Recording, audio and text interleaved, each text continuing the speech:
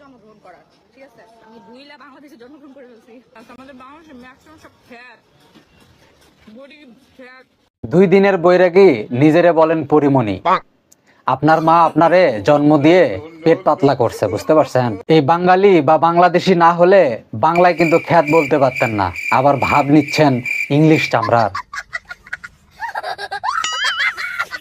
আপনাদের চালচলন কেমন জানেন নাকি এটাও ভুলে গেছেন? ইংলিশ কইতে গেলে 2 বার বাথরুম সারতে হয়, আবার বাঙালিদের বলেন বাংলাদেশ খ্যাত। আপনার জন্ম কোন খেতে একটু দয়া করে জানাবেন।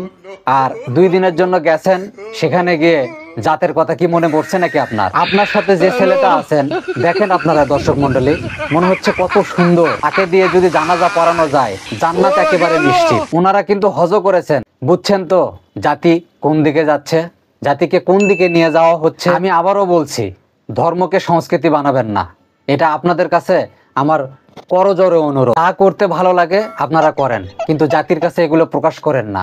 নিজের দ্বারা অন্যের ক্ষতি করবেন না।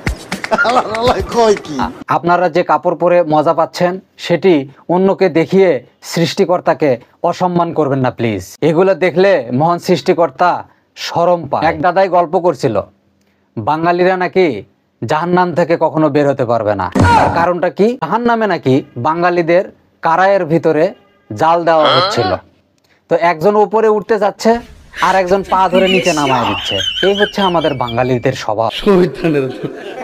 ভালো হইতে পয়সা লাগে না, আর খারাপ হতে উদাহরণ হচ্ছে আপনাদের মতো মানুষেরা। ছোট লোকরা তোরা সারাদিন এইভাবে কমেন্টই করতে পারবি, জীবনে তোরা কোনোদিন এখানে আসতেও পারবি না, ঠিক আছে? এই ধরনের ড্রেসও পরতে পারবি না।